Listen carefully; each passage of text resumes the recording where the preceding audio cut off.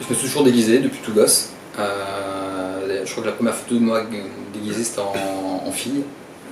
Et j'aimais toujours aller dans le grenier, etc. pour choper des costumes de ma grand-mère. J'ai toujours grandi dans une région très catholique. J'ai grandi dans des écoles catholiques privées, agricoles catholiques privées, même au lycée. Donc c'est pas là que j'allais faire mon coming out.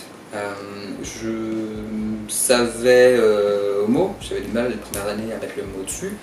Mais du coup, je contraignais ça en surveillant ma démarche, ma façon de parler, ma façon d'habiller. Il y a déjà un contrôle de soi qui est assez marqué, oppressant, parce qu'on n'est pas soi-même. On ment aux autres, enfin, si on ment pas, mais en tout cas on cache la vérité.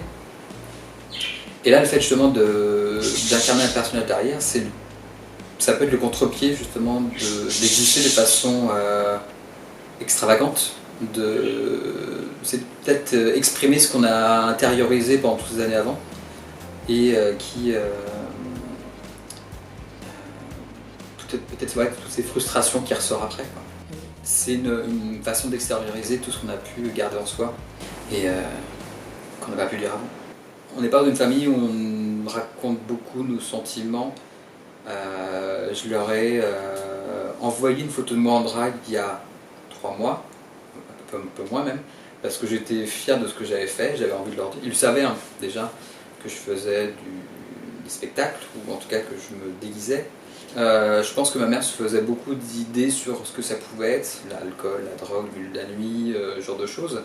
Et j'ai pas voulu plus détailler, elle demandait pas plus. Et là je sais que le personnage que j'ai, qui est plus facilement définissable pour elle, enfin en tout cas pour eux, et j'ai voulu leur montrer pour voilà, leur mettre une image sur ce que je fais et que maintenant ils sachent ce que je fais vraiment quoi. Elle m'a envoyé un smiley cœur. Il y a beaucoup d'imaginaire qui est là, d'idées préconçues, pas forcément les bonnes. Et il y a toujours le souci de parents, c'est compliqué parce que tu te fais beaucoup de soucis pour ton enfant. Tu n'es pas forcément en accord avec ce qu'il fait, mais tu veux son bonheur. Donc tu le supportes dans sa branche, dans ce qu'il fait pour le plaire. Et en l'occurrence, c'est ce qu'ils ont fait, quoi. C'est libérateur.